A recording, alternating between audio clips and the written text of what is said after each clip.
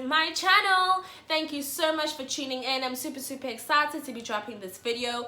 For everybody who subscribed and watched my first video, thank you so much. I really do appreciate it.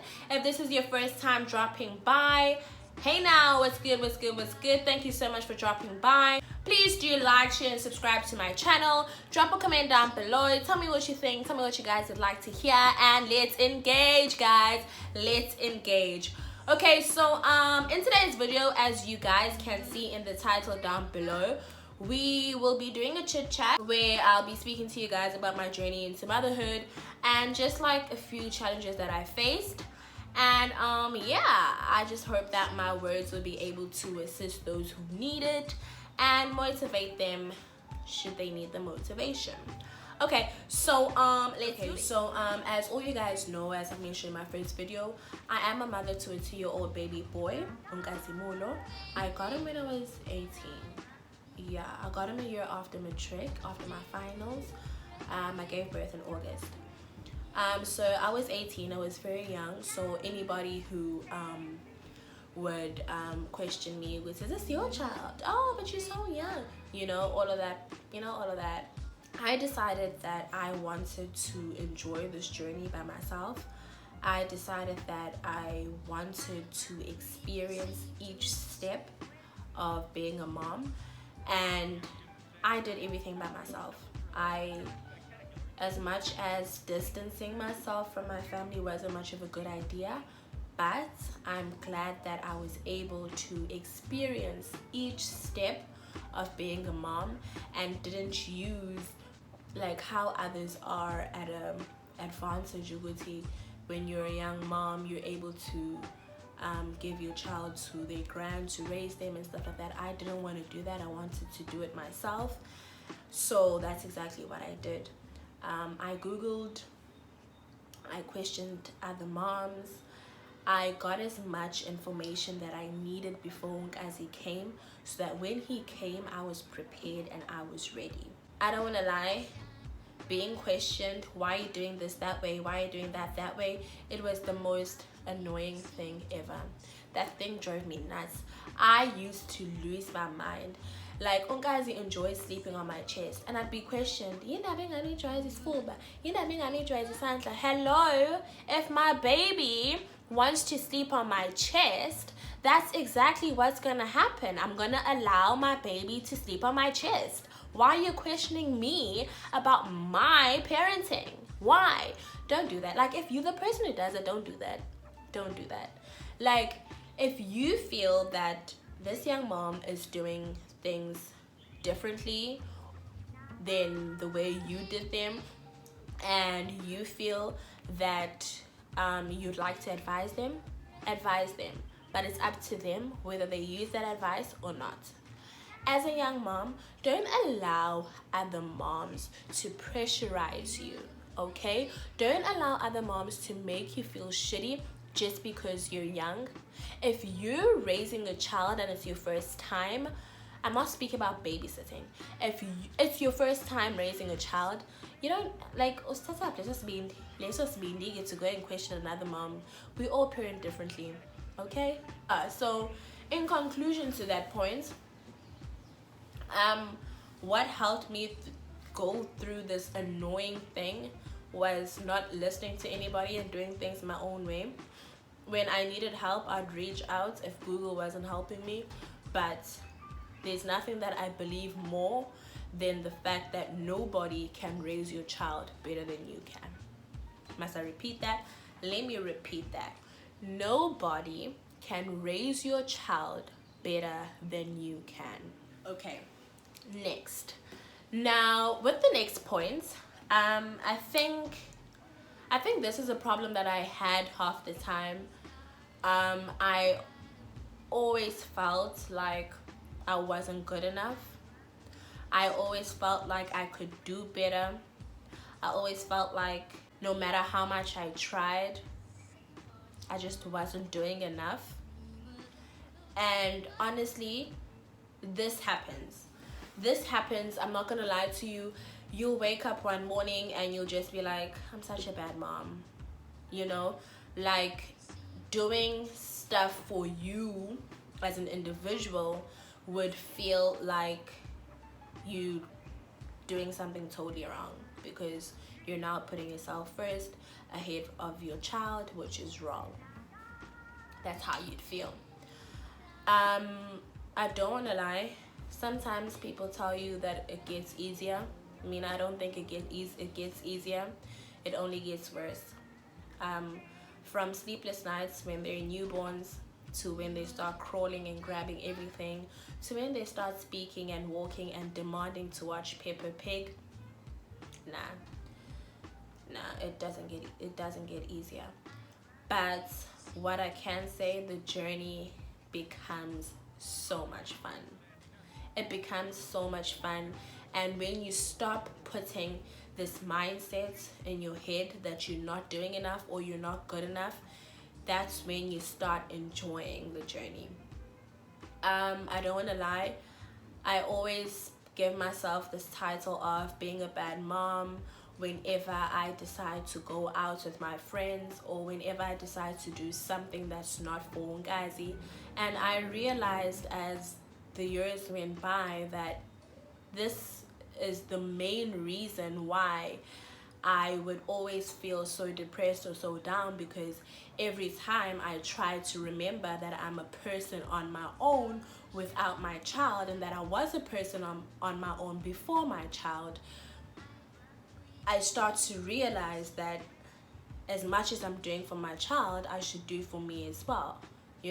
So then it kind of changes my mindset, and I remember that I've done so much for him and I'm still doing so much for him.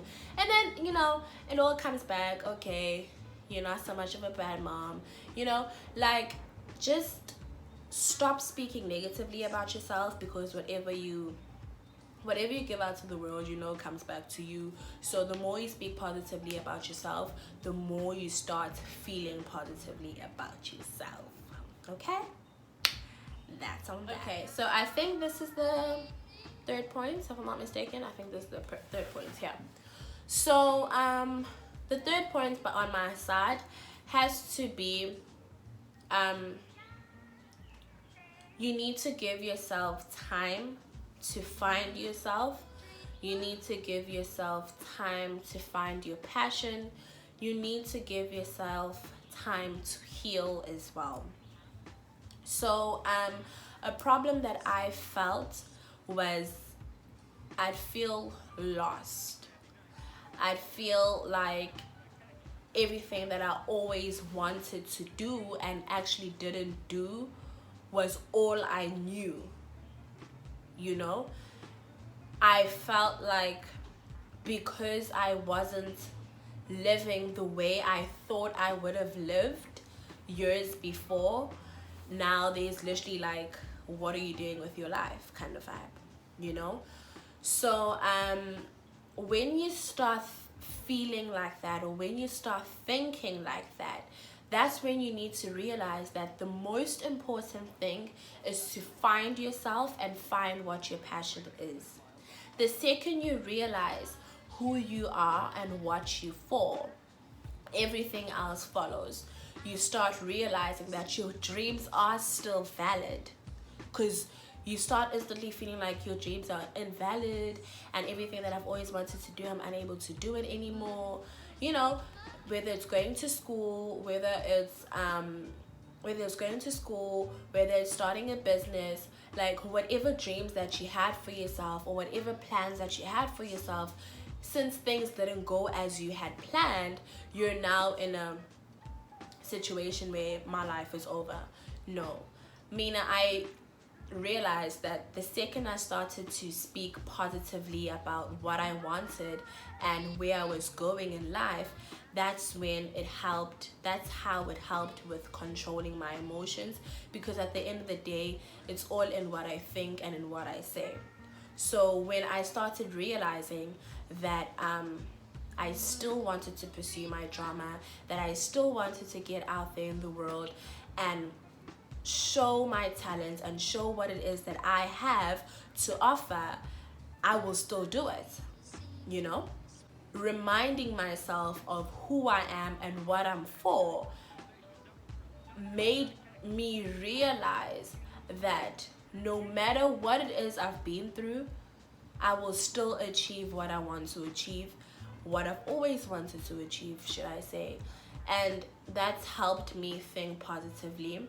The second you know what your purpose is, I think it kind of draws you into motivating yourself and changing the way that you think. So the second you feel like your dreams are invalid and you can't get out there and do what you've always wanted to do, girl, do it. Do it. Get up and do it now. Mina, I wouldn't have started this channel if I was still thinking that way. I wouldn't have started being active on my Instagram again if I was thinking that way. There's just so many things that I wouldn't have done if I was still thinking in the negativity that I had. The negative thoughts used to drive me insane. I'd get into depression. I wouldn't want to go out. I just wouldn't want to be with other people. Change your mindset and remember who you are. Okay? So this is the 4th point, if I'm not mistaken. Yeah. So in the 4th point, I'll be speaking about navigating between being a young mom and a young adult. So balancing the two can be rather difficult for some people, and it's one of the reasons why people feel the way that they do. Like, you can't control your emotions, because you can't balance the two. You're now struggling, you're unhappy. There's like a whole lot of emotions that go through you. Now, as I did mention earlier on, there's nothing wrong with putting yourself first. So since you're a young adult, everybody in your 20s is going out to groove. Everybody's living their best life, chasing their dreams, studying, graduating, and you're still out here not doing exactly that because you're not living a normal life. Now, one thing that's very, very important in this situation, number 1, is to be happy with yourself. Be happy with who you are. Be happy with the life that you now living. There's absolutely nothing wrong with going out with your friends. There's absolutely nothing wrong with spending alone time. There's absolutely nothing wrong with working on yourself to better yourself. It doesn't mean just because now you've got a child, you're now closing yourself off. No, it does not work like that. You balance the two. If you need to go out with your friends this weekend, plan in advance, bruh. Plan in advance ukuthi ingane ihleli kahle. You know ukuthi when you're going out, you have someone to look after your child, whoever it is that you trust, and there aren't any problems that you'll face. If you feel you want to go back to school, if you have dropped out of school, go back to school and work around whether it is somebody else staying with your child or whatever it is. Do it. Do it. It is very important to not forget about yourself just because you're now trying to raise another human being. Don't forget about yourself. It is very important to be happy and accept who you are and who you've become, because the second you forget about yourself, that's when you bring all these negative emotions into you. So stop giving yourself the title of being a bad mom when you actually spend time on figuring yourself out and working on the person that you're supposed to be and building yourself to become the person that you want to be. Don't do that. Make sure that you're happy. Make sure that you allowing yourself to live your life as much as you can. Obviously, it comes with prioritizing, it comes with compromising, and as I said, you just need to balance the two, but do not close off, do not shut down, do not forget about yourself, please.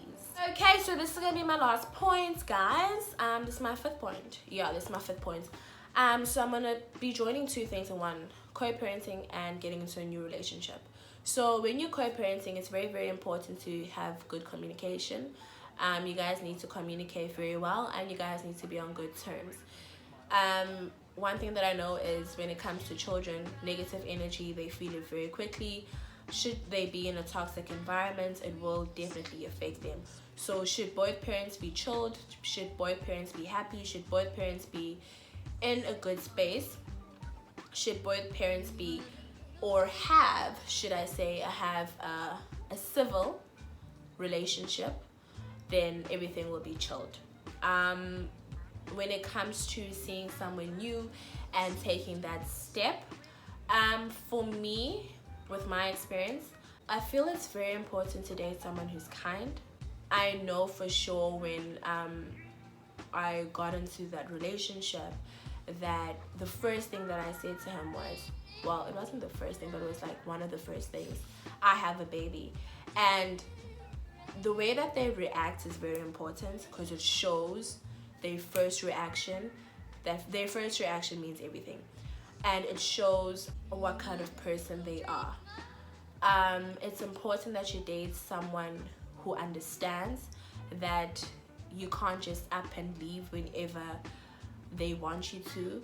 They can't just randomly come to you. It doesn't work like that. They need to respect your space, respect your privacy, and respect you and your child.